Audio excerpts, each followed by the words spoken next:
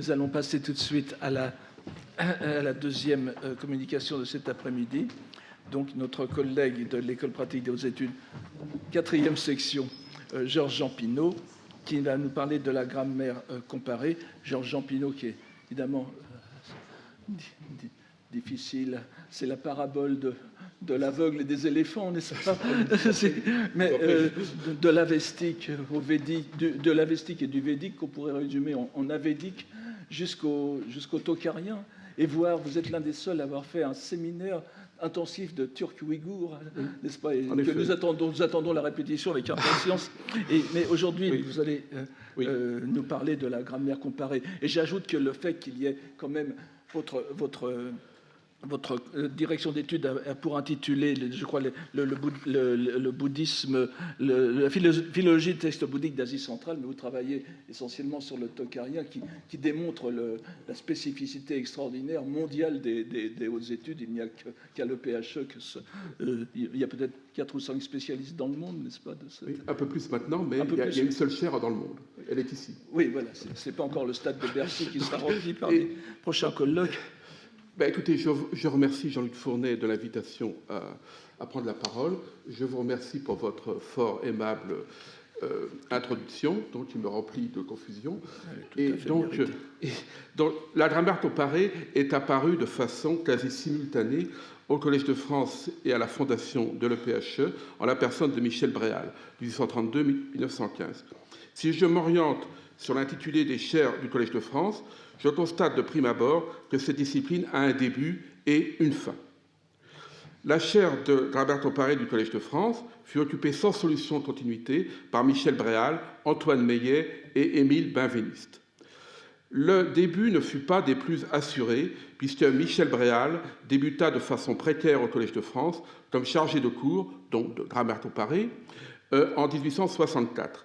Il ne fut nommé officiellement professeur qu'en 1866, bien qu'il ne figurât qu'en seconde ligne en raison de la défection du candidat en première ligne, qui était l'indianiste Adolphe Régnier.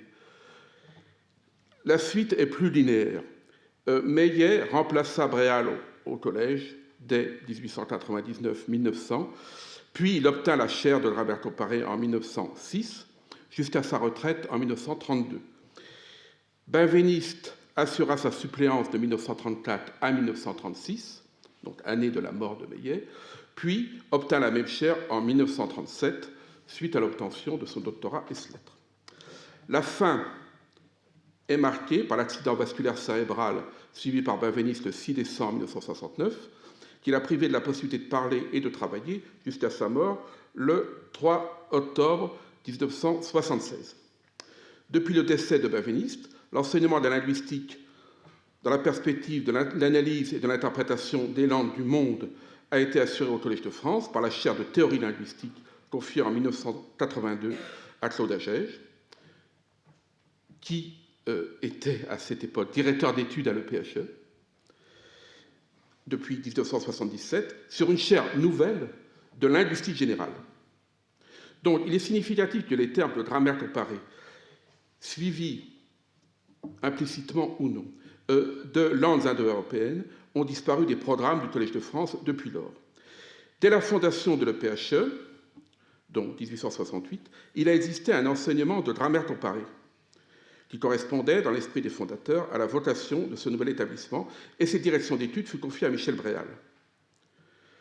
À l'EPHE, le terme de grammaire comparée a été remplacé par celui plus exact et compréhensible sur le plan international de linguistique indo-européenne. De fait, la linguistique générale et la typologie linguistique, dans la mesure où elle concerne les langues du monde dans leur diversité la plus large, débordent le champ des familles de la langue indo-européenne, des langues de la famille indo-européenne, excusez-moi, qui est à la fois vaste et bornée.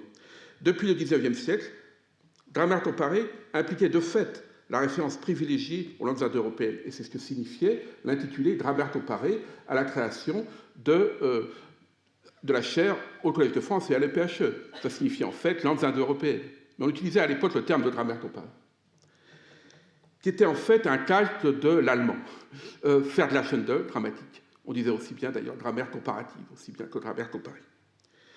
Alors, il était admis dès le XIXe siècle que la même méthodologie, c'est-à-dire cette méthodologie comparative et historique, pouvait s'appliquer aux familles linguistiques déjà définies, bien que non indo-européennes, l'antisémitique, finno-ougrienne, turque, etc. De plus, depuis l'émergence de l'étude historique et comparative des langues, celle-ci était pratiquement la seule linguistique générale. Ce paradigme a changé avec le développement du structuralisme et d'autres théories linguistiques à vocation générale, donc depuis, disons, en gros, les années 1920. Surtout, la typologie met l'accent sur la syntaxe de langues très diverses, donc pas seulement sur la phonologie et la morphologie, et sans tenir compte de leur affiliation génétique. Son objectif est de trouver des propriétés, sinon universelles, du moins généralisables, de la formation des énoncés. Cette orientation typologique fut anticipée par Benveniste lui-même dans ses dernières années d'enseignement au Collège de France. Donc on ne peut pas savoir ce que serait devenu l'enseignement de Benveniste s'il avait vécu, n'est-ce pas, et s'il avait terminé son parcours au Collège de France.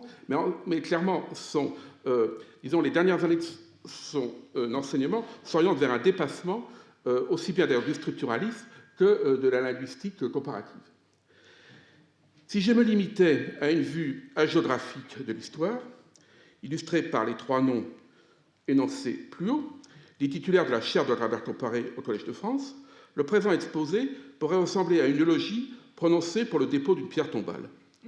Ce serait une grossière simplification, pour deux raisons. Premièrement, cette discipline n'est pas morte. Réjouissons-nous. Et deuxièmement, son histoire en France ne se limite pas à la transmission quasi héréditaire d'une seule chaire en un seul lieu. C'est dans cette perspective que l'interaction entre le Collège de France et le PHE peut se révéler intéressante, quoique un peu plus complexe. De façon évidente, cette histoire doit comprendre l'ajout à cette triade auguste des noms de deux savants qui ont tous deux enseigné à l'EPHE, Ferdinand de Saussure et Robert d'Otio. Le premier est évidemment beaucoup plus célèbre que le second, mais tous deux ont laissé une trace profonde par leur enseignement à l'EPHE et leur recherche d'avant-garde. Alors l'EPHE, section des sciences historiques et philologiques. Tous deux auraient pu devenir professeurs au Collège de France, si les arts de l'histoire n'en avaient décidé autrement. Dans le cas de Ferdinand de Saussure, il est reparti occuper un poste qui lui a été offert à l'Université de Genève en 1891, et il n'avait pas, à l'époque où Michel Bréal était professeur au Collège de France, il n'avait pas le moyen de faire carrière à Paris, que ce soit comme directeur d'études à l'EPHE ou même professeur à la faculté des lettres, autrement dit à la Sorbonne. Il n'y avait pas de place pour lui, en quelque sorte. Donc on lui a offert un poste à Genève, il l'a pris. Il est certain que le développement de la linguistique en France n'aurait pas été le même. Cependant, Ferdinand de Saussure, lors de son enseignement à l'EPHE, donc de 1881 à 1891, révéla une nouvelle manière de faire la grammaire comparée à Antoine Meillet et à d'autres élèves, et Antoine Meillet en fit tout son miel, comme j'en parlerai plus loin. Robert d'Otio, quant à lui, de la première génération des élèves de Meillet, a développé des recherches aussi bien indo-européanistes, et notamment iraniennes, que typologiques. Devenu l'alter ego de Meillet, et recruté par ce dernier à l'EPHE, il semblait sur la voie royale pour lui succéder le moment venu, au Collège de France. Il avait déjà été recruté, donc directeur d'études à l'EPHE. Une blessure reçue sur le front en 1916 en décida autrement. Dans la génération suivante des élèves de Meillet, Émile Benveniste, né en 1902, jeune levantin surdoué, extirpé du séminaire rabbinique par l'indianiste Sylvain Lévy, devint l'étudiant de Joseph Andreïev à la Sorbonne, puis d'Antoine Meillet. Il fut recruté par celui-ci à l'EPHE pour finir les travaux d'un mort, à savoir Robert d'Otio, et notamment ses travaux sur le sodien, ce qu'il fit avec succès. Et ensuite, après peu d'années, il succéda à Antoine Meillet à l'EPHE dès 1927, puis au Collège de France, donc en 1937. J'aurai l'occasion d'ajouter quelques autres figures à cette triade, devenue donc une liste de 5 noms illustres. Pour reprendre l'adage d'un de mes maîtres, la grammaire comparée, à savoir la linguistique historique et comparative, présuppose de connaître d'abord ce que l'on compare. Oui, cela semble évident, mais ce n'est pas si facile à mettre en œuvre. Autrement dit, la comparaison si elle vise des résultats fiables et probants, ne veut pas s'accommoder de connaissances superficielles des langues comparées. Michel Bréal l'avait parfaitement compris, et il accueillait avec faveur le développement de philologies séparées, dans la perspective de la grammaire comparée. Philologie séparée qui se développait en Allemagne déjà, dont grammaire comparée de l'allemand, grammaire comparée du grec, grammaire des langues celtiques, grammaire du slave. Lui-même, Michel Bréal, était un pur classiciste, qui s'appuyait essentiellement sur sa connaissance du latin et du grec. Et du sanskrit, dont il reconnaissait l'importance cruciale pour la grammaire comparée, il savait ce qu'il avait appris lors de son séjour à Berlin, donc en 1858-1859. Mais il n'était pas sanskritiste. Il a donc recruté, dès la fondation de l'EPHE, Abel Berghen, dont né en 1838, mort malheureusement d'un accident en 1888, comme répétiteur pour le sanskrit, alors que lui-même consacrait son propre enseignement, quand il pouvait l'assurer, comme vous savez, il avait de très grandes charges, disons, dans l'organisation de l'enseignement en France, et quand il pouvait l'assurer, donc lui se consacrait à des questions de vocabulaire latin et grec. De plus, dès la fondation de l'EPHE, et bien sûr avec l'aval de Michel Bréal, fut instituée une chaire de langue sanscrite, distincte de la chaire de grammaire comparée. Et elle était attribuée à un nom qui est oublié maintenant, c'est Eugène Louis Ovette Benoît, donc 1820-1888. Mais il avait été, Ovette Benoît, un des derniers élèves d'Eugène Burnouf, dont nous reparlerons. Par conséquent, si on ajoute à cela l'enseignement, également d'aspiration historique et comparative de Gaston Paris sur les langues romanes, le PHE avait dès l'origine une offre d'enseignement qui allait attirer tous ceux qui devaient devenir les futurs comparatistes dans le domaine linguistique. Cela s'est vérifié ultérieurement. Le PHE était un centre de grammaire comparée parce que les étudiants et jeunes chercheurs y trouvaient des enseignements dans plusieurs langues indo-européennes.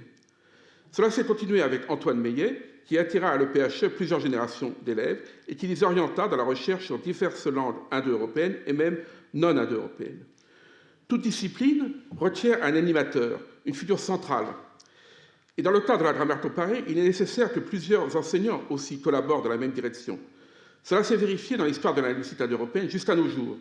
Les centres de discipline se sont déplacés et se déplacent encore au cours du temps entre divers pays d'Europe, puis entre l'Europe et les États-Unis qui ont assimilé les doctrines venues d'Europe. Chaque centre en question doit son succès, au moins pour un temps, à la réunion institutionnelle de plusieurs spécialistes de langue indo-européenne. De fait, tout comparatiste a un domaine privilégié, une langue ou un groupe de langues auquel il a consacré souvent sa thèse de doctorat ou sur lesquelles il continue à publier. Mais il est rare que le même individu ait une maîtrise égale de la douzaine de langues indo-européennes les plus anciennes qui constituent la base du travail. L'important est déjà de s'informer aux meilleures sources et d'appliquer pour toutes les langues la même méthode. Certains savants, moins nombreux, ont des connaissances de première main sur plusieurs langues, mais encore plus rares sont les savants capables d'enseigner avec la même compétence plusieurs langues indo-européennes. Mais quand cela arrive, même quand cela arrive, la collaboration de spécialistes de différentes langues est incontournable, parce qu'elle peut donner lieu à des échanges et à des corrections mutuelles. En tout cas, les chaires du Collège de France n'ont jamais eu pour vocation d'enseigner les bases des différentes langues indo-européennes. Les cours s'adressent à un public qui les connaît déjà, ou qui peut les apprendre dans un autre établissement. En dehors du latin et du grec, qui jadis s'apprenaient avec efficacité pendant plusieurs années au lycée, les autres langues s'apprennent dans les universités, à l'Institut national des langues orientales et à l'EPHE. De fait, dans une forme assez différente de celle pratiquée par Bréal, Meillet et Abervéniste ont eu en commun d'enseigner parallèlement au Collège de France et à l'EPHE. Et ils ont donné dans l'un et l'autre établissement des enseignements différents et complémentaires. Pour prendre l'exemple de Bavéniste, qui est le mieux documenté, son enseignement comparatiste et généraliste au Collège de France était complété par l'enseignement d'Iranien, son iranien ancien, avestique et vieux perse, qu'il donnait à l'EPHE. Et le public était pratiquement le même et se contentait de traverser la rue Saint-Jacques. Alors, le premier fondateur, donc, c'est Michel Bréal. L'école linguistique de Paris, c'est ainsi qu'on l'appelle, a eu un deuxième fondateur et un remarquable organisateur en la personne d'Antoine Meillet, donc né en 1866, mort en 1936. Élève à l'EPHE à partir de novembre 1885, devenu maître de conférence en 1891, après le départ de Ferdinand de Saussure, qu'il avait suppléé pendant un an en 1889-1890. Une fois devenu directeur d'études, puis professeur au Collège de France, il a su s'entourer d'élèves très brillants, qui sont ensuite devenus ses collègues. Alors, je ne vais pas ici, vu le temps qui m'a imparti, résumer la doctrine de l'école linguistique de Paris, mais cette école, disons, a été l'école centrale de la linguistique mondiale, pendant plusieurs décennies.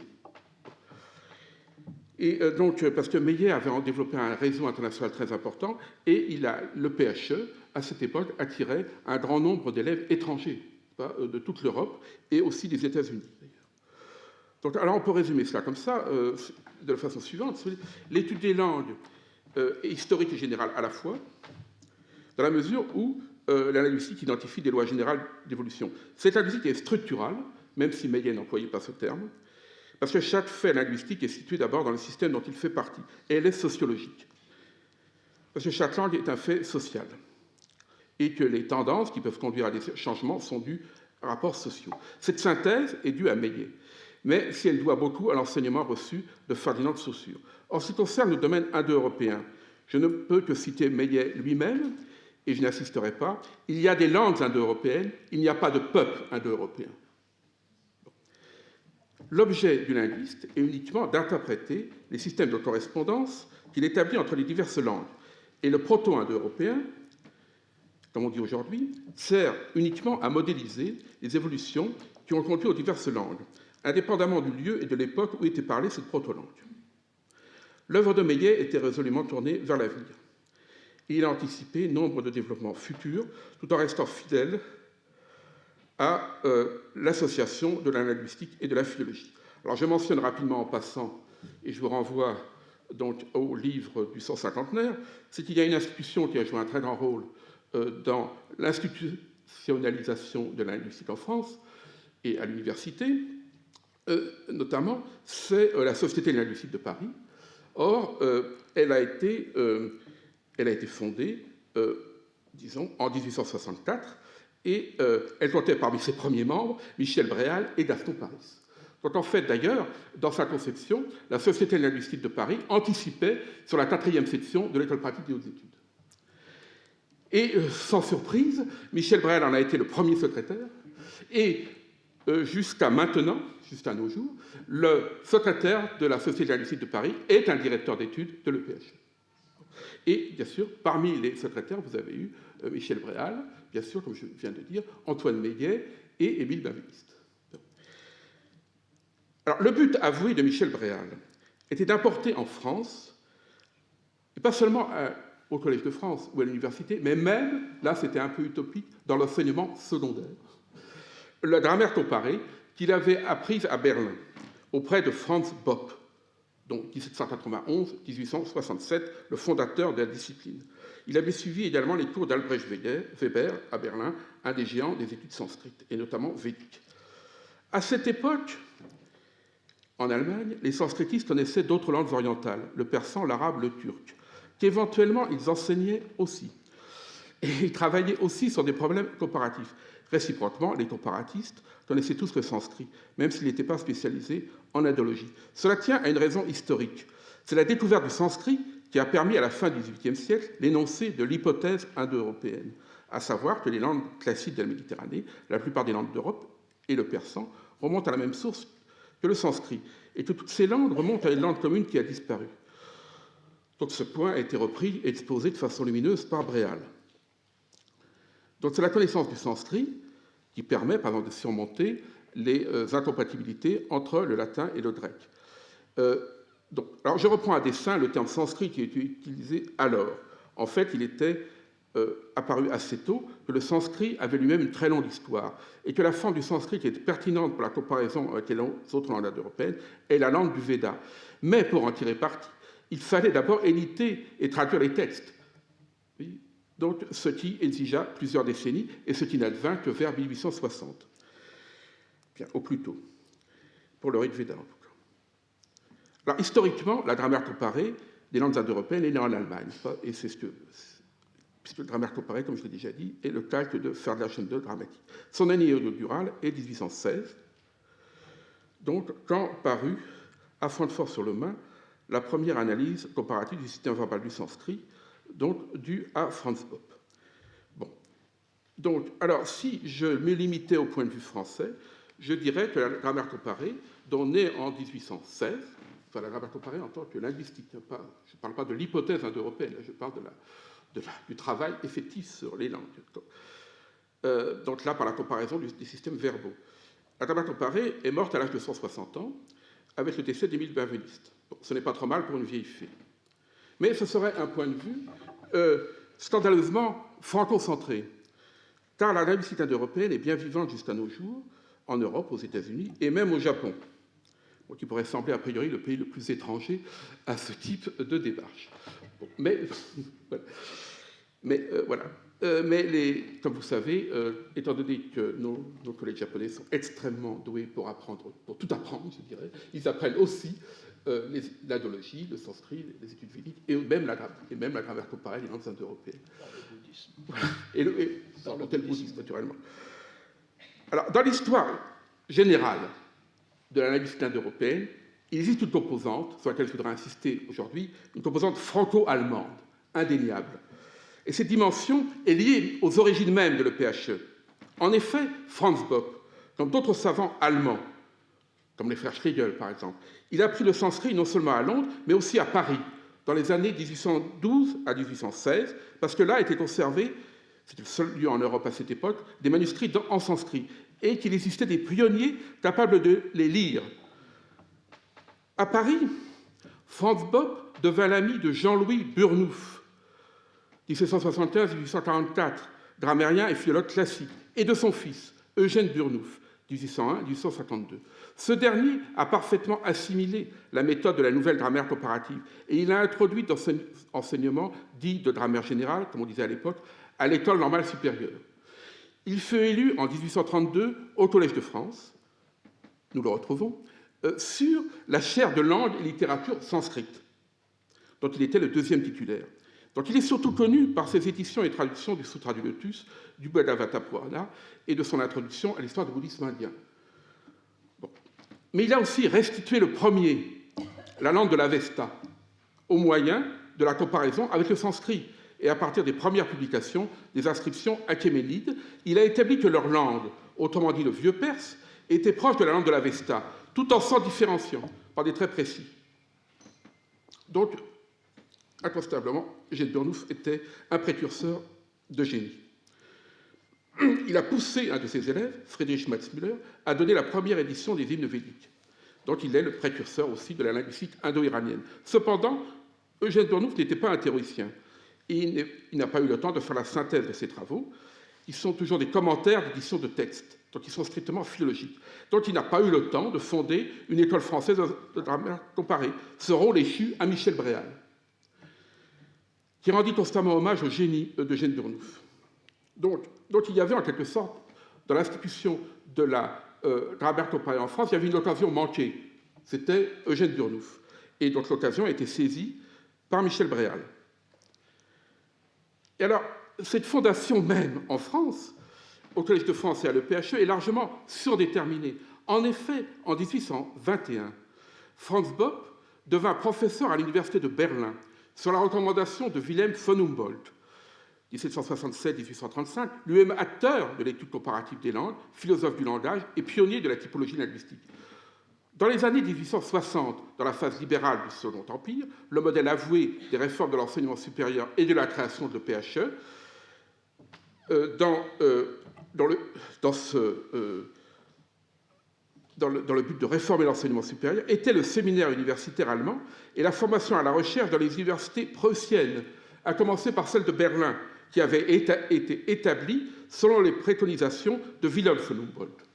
Donc il y a une relation presque spéculaire, vous voyez, entre Berlin et Paris, à cet égard, et même entre Göttingen et Paris. Parce que parmi les fondateurs de l'EPHE, deux autres avaient étudié, comme Michel Bréal, en Allemagne, dans les années 1850-1860, Gabriel Monod, à Berlin et Göttingen, et Gaston Paris, à Bonn et à Göttingen.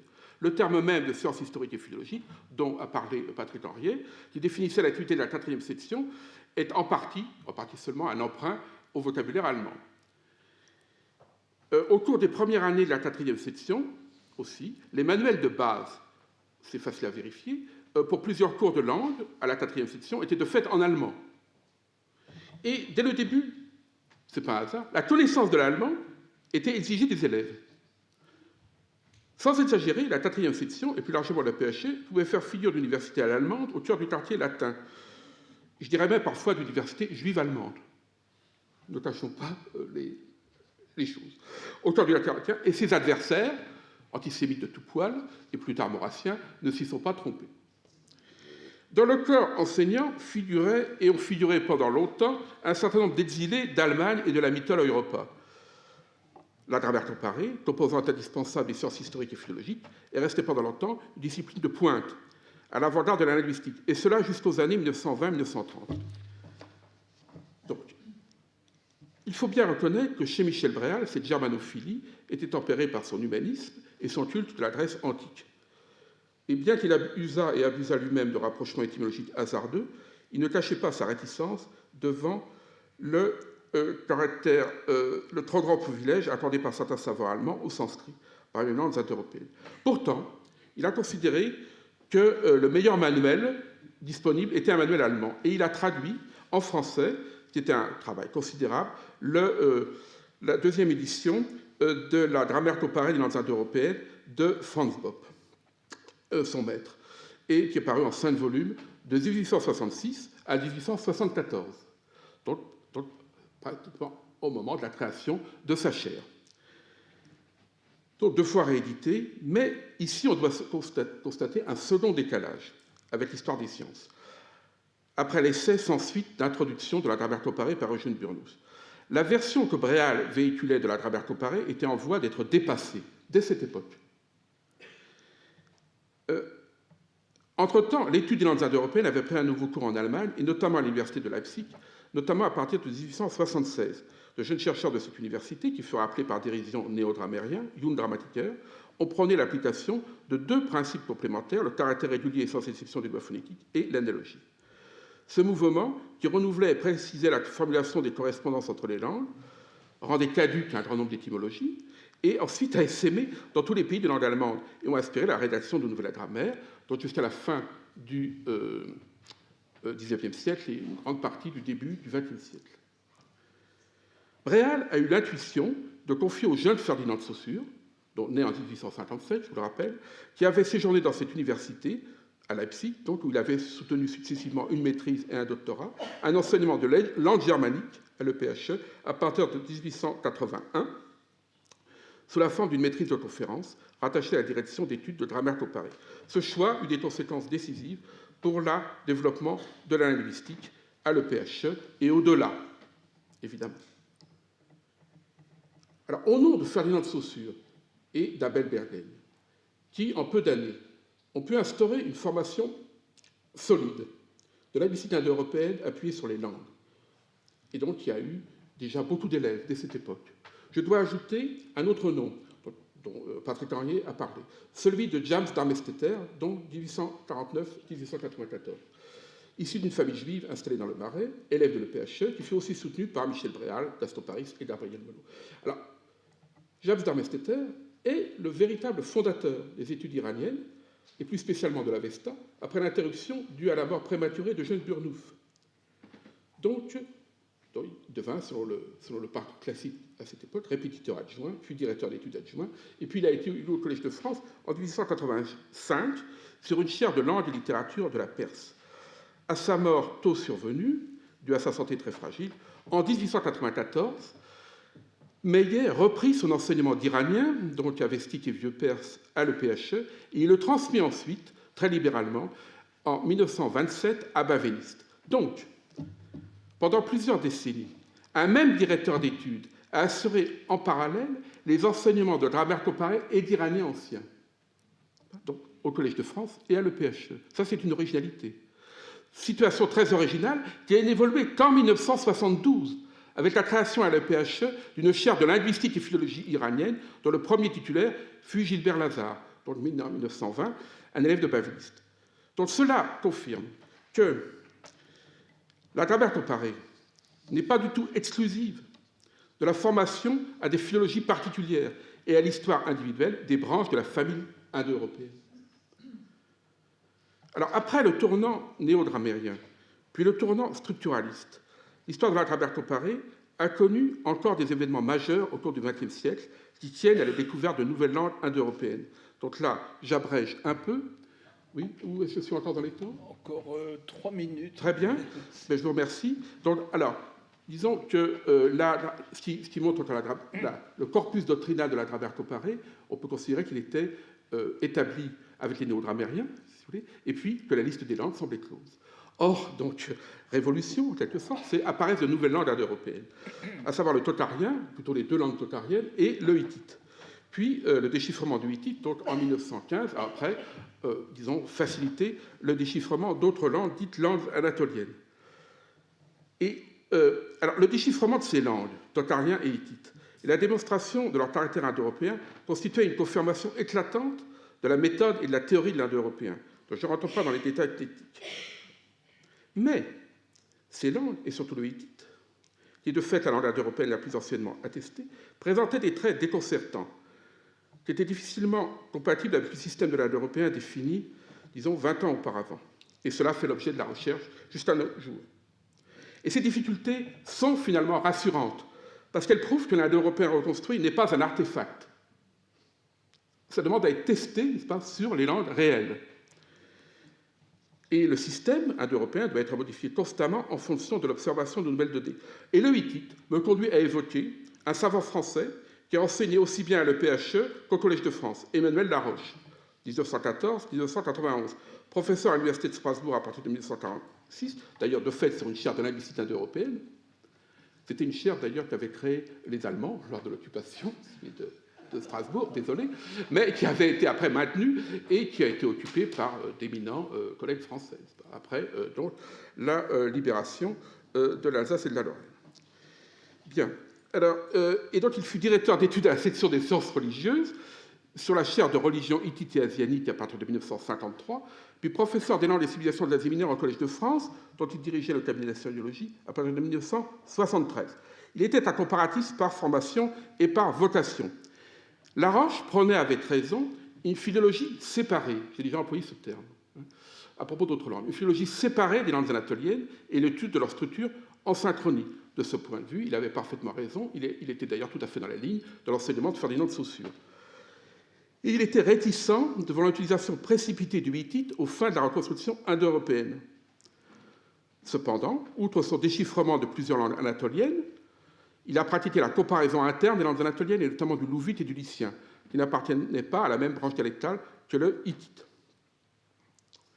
Donc, alors, cet exemple montre que l'exigence des philologies particulières peut aboutir à une dissolution du point de vue comparatif indo-européen. Parfaitement philologue lui aussi, et averti des questions de philologie anatolienne, Benveniste a mis à son programme l'enseignement du hittite dès son élection comme directeur d'études. Et il en a traité aussi au Collège de France, comme le montrent les résumés dans l'annuaire. Malheureusement, la rencontre de son point de vue avec celui de Laroche n'a pas eu lieu, bien que Laroche fût issu également de l'école linguistique de Paris. Donc Laroche n'a pas formé de successeur dans cette discipline, et l'absence d'enseignement du hittite, du louvite et des autres langues de la même région est désormais absente de l'EPHE aussi bien que du Collège de France. Donc je veux néanmoins rendre ici hommage à Laroche, parce que c'est grâce au cours que donnait Laroche à la 5e section de l'EPHE qu'un grand nombre de jeunes chercheurs ont pu apprendre la philologie, disons, anatolienne, et la philologie du hittite et du louvite.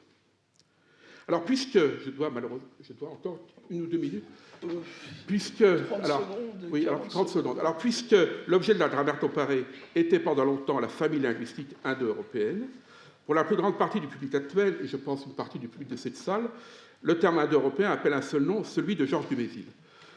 Donc, je me dois d'en parler aussi parce que John Shine me l'a demandé, mais il a appartenu aussi aux 2 institutions, le PHE et le Collège de France. Donc, pour résumer, disons, celle-ci est déjà dans l'histoire, n'est-ce pas, mais, et dans les entretiens de Georges Dumézil avec Didier Héribon. Donc, Dumézil ne s'est pas bien entendu avec Meillet. Néanmoins, il a été élu à la 5e section, n'est-ce pas, à la section des sciences religieuses, grâce à l'appui de Sylvain Lévy, vieil ami d'Antoine Meillet. Mais il est clair que Meillet n'envisageait pas de lui donner une chaire à la 4e section. Bon, voilà. Mais ce n'est peut-être pas si grave, après tout, puisque Benveniste a fait la brillante carrière que l'on sait. Bon, alors maintenant, en 1948, sur le rapport d'Émile Benveniste, titulaire de la chaire de grammaire comparée, Dumézil fut élu sur une chaire baptisée Civilisation indo-européenne. Mais cette coexistence ne constitue pas un doublon. C'est ça qu'il faut bien comprendre. N'est-ce pas? Parce que l'objet n'est pas le même, ni la méthodologie n'est pas la même. Voilà. Et donc, il suffit de comparer l'œuvre gigantesque de Dumézil avec l'ouvrage de Benveniste intitulé Vocabulaire des institutions indo-européennes, publié en 1969, mais reposant sur des leçons au collège qui ont été prononcées en 1945. Donc, en fait, malgré le nom indo-européen, les deux savants n'ont ni la même méthode, ni le même objet. Donc là, je n'insiste pas là-dessus. Et, en tout cas, il faut reconnaître que l'œuvre de Dumézil ne constitue pas une contribution à la linguistique indo-européenne et que son magistère n'a suscité aucun successeur, ni dans l'étude des langues, ni dans celle plus controversée des religions indo-européennes. Comme je l'ai rappelé plus haut, le but des indo-européanistes est de faire l'histoire des langues. Et s'il n'y a pas de peuple indo-européen, peut-être qu'il n'y a pas non plus de religion indo-européenne. Alors, je sais que ça ne fera pas plaisir à certaines oreilles, mais tant pis. Et donc, il y a des religions, des peuples de langue indo-européenne. La religion indo-européenne, c'est plus problématique. Alors, donc, j'ai essayé de montrer que la triade des trois géants communs au Collège de France et à l'EPHE ne résume pas l'histoire de la grammaire comparée en France, laquelle est issue simultanément de ces deux établissements. Et je laisserai à d'autres le soin de savoir qui il faudrait agréger en priorité à cette lignée, et si le groupe des indo-européanistes était en fait la bande des 4, un club des 5, ou s'il nous raconte une histoire des 13. Merci de votre attention.